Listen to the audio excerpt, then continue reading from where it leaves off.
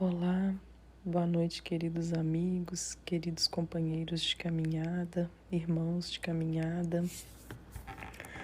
Que a paz e a luz do Mestre Jesus possa nos envolver carinhosamente a partir desses instantes. Estimo que vocês estejam bem aí no aconchego, no conforto do lar de vocês.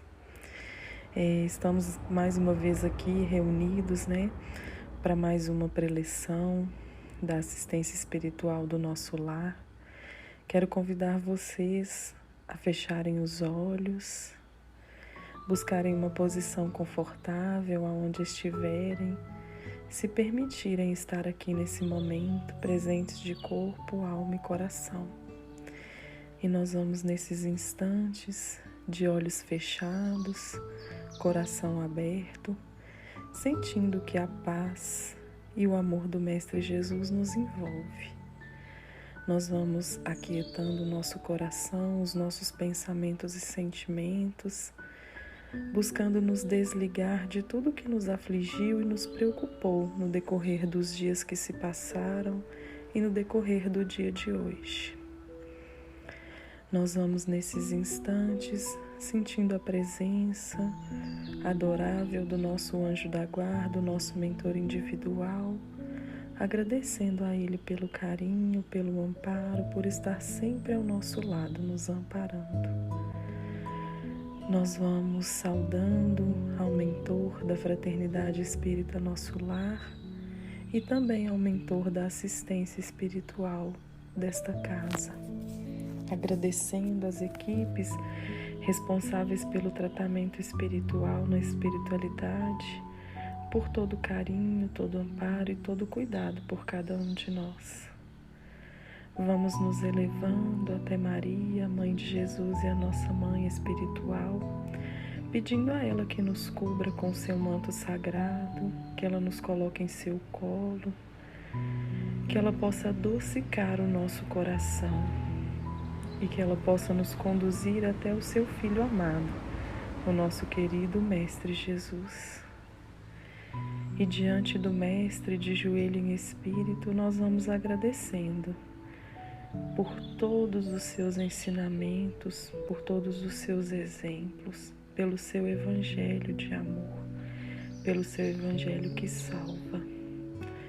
Te agradecemos, ó Mestre, por tudo que nos deixou e te pedimos que nos leve, nos conduza até Deus, o nosso Pai.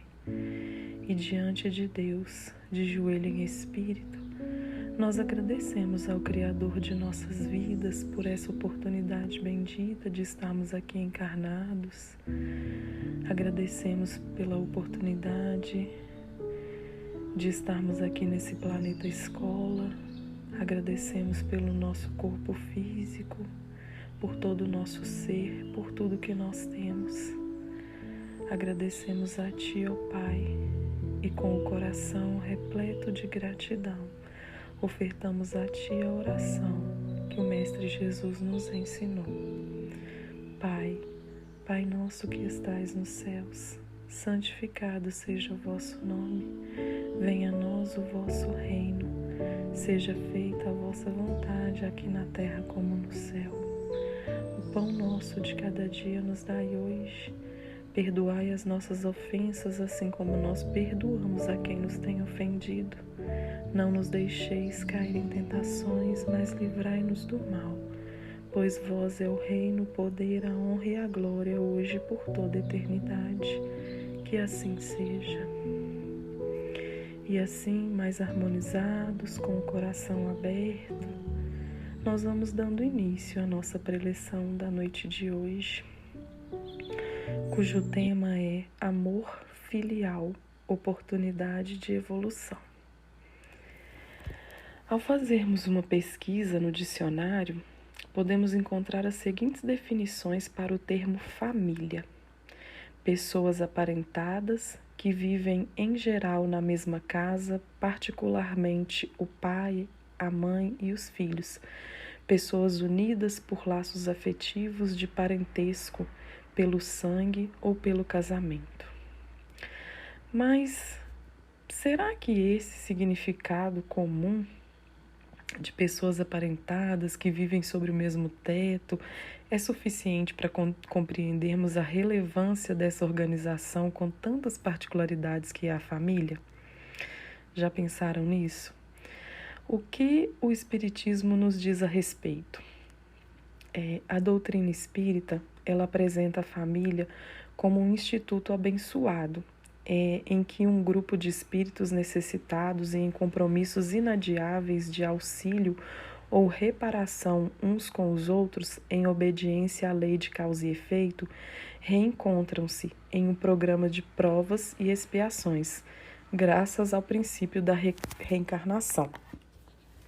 E aí, o espírito Teresa de Brito, no livro Vereda Familiar, psicografado por Raul Teixeira, ela diz o seguinte: a família, inquestionavelmente, constitui o mais notável núcleo de libertação e de aprendizagem para os espíritos chegados ao mundo das energias densas, nas atividades da renovação individual. Já o Emmanuel, no livro Vida e Sexo, de psicografia do nosso querido Chico, ele completa: a constituição da família tem a função educadora e regenerativa. E aí Joana de Ângeles também nos diz, no livro Constelação Familiar, psicografada por Divaldo: no pequeno grupo doméstico inicia-se a experiência da fraternidade universal, ensaiando-se os passos para os nobres cometimentos em favor da construção da sociedade equilibrada. A gente observando todas essas citações, fica claro, de acordo com a doutrina espírita, a importante função educadora e regeneradora da família diante do processo de edificação moral do homem, do ser. E existem famílias, para a gente refletir, existem famílias formadas apenas por desafetos do passado? Já pararam para pensar nisso? Será que todas as famílias elas são formadas apenas por desafetos do passado? De acordo com os ensinamentos do Evangelho segundo o Espiritismo, no capítulo 14, nos diz o seguinte: os que encarnam numa família, sobretudo como parentes próximos, são as mais das vezes espíritos simpáticos, ligados por anteriores relações que se expressam por uma afeição recíproca da vida terrena. Mas também pode acontecer sejam completamente estranhos uns aos outros esses espíritos, afastados entre si por antipatias igualmente anteriores que se traduzem na Terra por um mútuo antagonismo, que aí lhes serve de provação. Então, a gente pode entender que nas famílias não são somente compostas por desafetos, tem as uniões também por espíritos simpáticos, por ligações anteriores, cujas ligações têm uma afeição recíproca. Mas também existem aqueles desafetos, aquelas antipatias, e que por algum motivo vêm nessa vida para poder fazer o resgate necessário. Então, as famílias elas não são formadas puramente por desafetos, elas são formadas também por afetos, de vidas passadas, de existências anteriores. E aí, a gente percebe que tudo nos serve de provação, Por isso está aí, a explicação para os desentendimentos que acontecem, às vezes, entre os integrantes das famílias. E em virtude do estágio evolutivo do nosso planeta ser de provas e expiações, as famílias que nele se formam, quase todas as famílias, em sua quase totalidade, elas são compostas por espíritos adversos entre si, ou seja, devedores e credores, que se unem com a finalidade principal de acertarem, perante a lei do amor, velhas contas do passado das existências, velhas contas de existências passadas. E aí, Joana de Ângeles, novamente na obra Constelação Familiar, ela ressalta que A família vem perdendo as características do santuário, de escola, de oficina moral, de aprimoramento, para transformar-se em palco de aflições e disparates sem nome, resultando diversas vezes em tragédias dolorosas em face da insensatez dos seus membros. E quando ela cita isso, né, que a família ela vem perdendo essa característica de santuário, de escola, de oficina moral, de aprimoramento, ela tem razão, porque atualmente a convivência familiar, né, dentro do lar, ela tem se revelado cada vez mais egoísta, né, cada vez mais sem aquele afeto mútuo, sem aquele carinho, sem aquele cuidado, sem aquele respeito. E aí a gente pode observar que alguns psicólogos, alguns especialistas no atendimento às famílias, né, eles conseguem verificar o termômetro da relação familiar, né, que é a harmonia, o carinho, o respeito. E quando esses termômetros, né, eles não existem mais, né, nas conversas, no toque, no relacionamento em geral, com certeza está aí um aviso de rompimento parcial ou total da convivência, porque aí começam a surgir os sentimentos de culpa, de repulsa, de animosidade, de indiferença, de competição ao invés de cooperação, né? A ingratidão dos filhos para com os seus pais, a incompreensão dos seus pais para com os seus filhos, né? Ou seja, identifica-se que a família está doente, né? Ela perdeu aquela harmonia, aquele carinho, aquela doçura, aquele cuidado, aquele respeito. E aí é possível identificar uma família doente.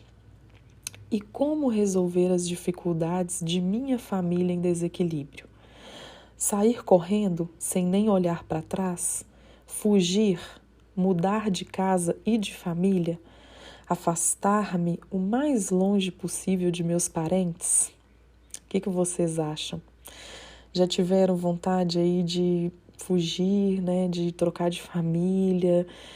E para piorar ainda mais, e se a culpa for minha? O que eu devo fazer? Vamos refletir, né? A resposta para esses questionamentos ela é bastante séria e de fundamental importância para a nossa evolução moral e espiritual. Amamos a nossa família, não amamos? Em geral, as pessoas que mais temos apreço não são justamente os nossos entes queridos, a nossa família, os nossos familiares? Então, sendo assim, né, a resposta para esses questionamentos é categoricamente não. Não devemos afastar ou sair correndo de nossos familiares, né? Não devemos fugir, não devemos trocar de casa ou de família, não devemos afastar para mais longe dos nossos parentes. A gente não deve fazer isso, porque isso não resolverá nada. Pelo contrário, isso só adiará a reparação que a gente veio aqui buscar, né? Que pela bondade divina ela deve ser concretizada entre nós, né? Deus nos deu a oportunidade da gente vir em família com os nossos desafetos para a gente poder reparar, né, saldar as nossas dívidas. E aí fugir não seria o mais adequado, a gente só estaria empurrando com a barriga o problema.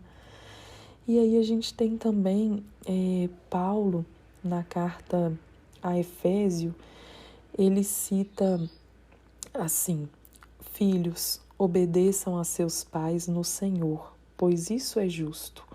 Honre seu pai e sua mãe. É o primeiro mandamento e vem acompanhado de uma promessa, para que você seja feliz e tenha vida longa sobre a terra. Então, né, a gente honrando aí o nosso pai e a nossa mãe, a gente pode entender que a gente vai viver na terra prometida. E aí o Evangelho segundo o Espiritismo, também no capítulo 14, item 3, ele nos diz sobre a piedade filial. Né, o mandamento, honrai vosso pai e vossa mãe, é como se fosse uma consequência da lei geral de caridade e amor ao próximo, visto que não se pode amar o seu próximo aquele que não ama o seu pai e sua mãe. Mas o termo honrai encerra um dever a mais para com eles, né? Da piedade, do amor filial. Já fomos advertidos que fora da caridade não há salvação. A prática da caridade, né, é promover o amor, né? É como se fosse o ápice do amor, né? O auge, é cumprir esse mandamento. E não adianta se não exercitarmos, se não praticarmos, né? A gente precisa colocar isso em prática. E como vamos amar outras pessoas se não honramos o nosso pai e a nossa mãe? Esses seres que são tão especiais, que nos deu a oportunidade de aqui estarmos nesse planeta escola. Se a gente não consegue amar eles, como que a gente vai amar os outros? E aí é que a gente percebe que a gente precisa exercitar essa questão do amor filial, né? Primeiramente dentro do nosso lar.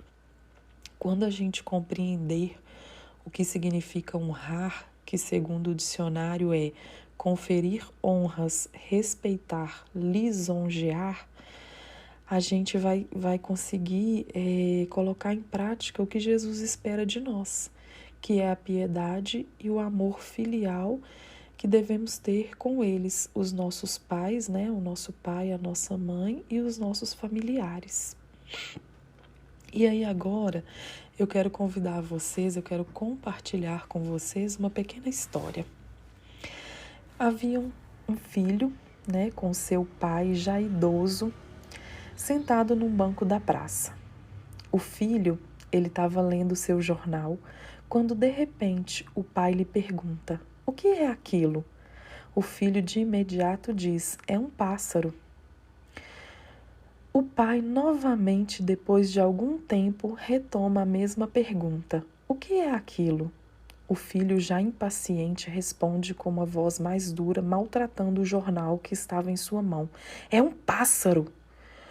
O pai aquietou-se por breves momentos, até que novamente fez a pergunta: "O que é aquilo?" O filho, já transtornado, se irrita e aos gritos responde e ofende o seu pai, perdendo totalmente o controle. O pai se levanta, fazendo apenas um sinal para que o filho o esperasse. Levantou-se do banco e voltou em seguida de posse de um diário que apontou para o filho pedindo que o lesse. O filho olha o escrito já amarelado pelo tempo, onde reconhece a caligrafia do pai com suas anotações. Hoje estou com meu filho de 3 anos, sentado num banco do jardim, onde ele aponta e mostra algo e me pergunta: "O que é aquilo, papai?" Por 21 vezes seguidas, e eu a cada vez o respondia, o abraçava e agradecia a oportunidade bendita pelo presente maravilhoso que recebera de Deus, o meu filhinho amado. O filho lê o diário e, envergonhado, abraça o pai. Quantas vezes a gente age assim? Quantas vezes nós temos um comportamento de impaciência com o nosso pai e a nossa mãe? Quantas vezes nós destemperamos com uma facilidade impressionante, ficamos impacientes com aqueles que muito se doaram para cuidar de nós? Exaltamos, somos grosseiros por coisas tão banais. Perdemos a paciência por coisas tão bobas. E se pararmos para observar, a gente vai perceber que somos convidados a todo momento a exercer esse amor filial em nosso meio familiar, seja com os nossos pais, seja com os nossos familiares, com os nossos filhos, seja com a própria família, né? E a gente tem que lembrar sempre que é na própria família que vamos aprender tudo o que precisamos para convivermos melhor entre os seus integrantes e, consequentemente, entre os membros da sociedade, ou seja, com o nosso próximo, né? Em primeiro lugar, vigiar e orar, construindo um lar nas bases do Evangelho de Jesus. em harmonia, permitindo que cada um dos componentes, né, possa refazer-se. É preciso termos boa vontade, tolerância e humildade, né, colocando aquele toque mágico do amor e do entendimento em nossa família, pois um lar construído com amor e respeito é o lugar onde os filhos serão preparados para a vida no mundo exterior. O espírito de André Luiz afirma: somos arquitetos de nossa própria estrada e seremos conhecidos pela influência que projetamos naqueles que nos cercam. Exercer essa maturidade emocional e perdoar sempre, exemplificando a indulgência e a tolerância perante os integrantes da nossa família, né? E também apaziguando as desavenças que surgem, sabendo o que falar e quando se falar, né? A hora de falar, a hora de silenciar é muito necessário. É necessário que a gente exercite essa maturidade emocional. É necessário que a gente lembre sempre que a gente às vezes precisa perdoar as pessoas, mas as pessoas também têm que perdoar a gente, porque a gente também erra, a gente também é falho. A gente não pode se esquecer disso, que assim como nós precisamos perdoar, nós também precisamos ser perdoados, justamente porque somos imperfeitos. E nunca nos esqueçamos da máxima do Cristo, né? Reconcilia-te com teu adversário enquanto estás com ele no caminho. Então é isso, gente. Muito obrigada pela atenção de vocês, né? Que esse amor filial aí, que esse amor pela família, pelos entes queridos, possa estar sempre presente em nossas vidas, dentro do nosso lar, na nossa convivência familiar, que possamos sempre levar esse ensinamento do Mestre Jesus, né? De honrar aqueles que nos deram a oportunidade de aqui estarmos. Eu agradeço a vocês pela companhia, pela atenção e desejo muita paz, muita luz, muita sabedoria e muito amor a todas as famílias, em especial a todas aquelas que estão aqui nesse momento conosco, né, partilhando conosco desse momento da preleção de hoje. Muito obrigada. E vamos neste instante novamente fechando os nossos olhos, serenando o nosso coração, a nossa mente, deixando fluir de nós o mais nobre, o mais belo dos sentimentos, o amor. Vamos agradecendo a Deus, nosso Pai, a Jesus, o nosso Mestre, a Maria, nossa Mãe querida. E vamos direcionando ao universo todo o nosso amor, toda a nossa vibração de amor e de luz. Vibramos muito amor e muita luz pela paz e o bem universal. Vibramos muito amor e muita luz pelo nosso planeta querido. Vibramos muito amor e muita luz pelo nosso país. Vibramos muito amor e muita luz por cada um de nós brasileiros. Vamos vibrando muito amor e muita luz por todos os doentes, todos os hospitais, todos os médicos, cientistas, enfermeiros, todos os trabalhadores da área da saúde. Vibramos muito amor e muita luz por todos os lares do planeta Terra, por todas as famílias, em especial aquelas que se encontram desarmonizadas, desequilibradas. Vibramos muito amor e muita luz pelas famílias aqui representadas em cada um de nós.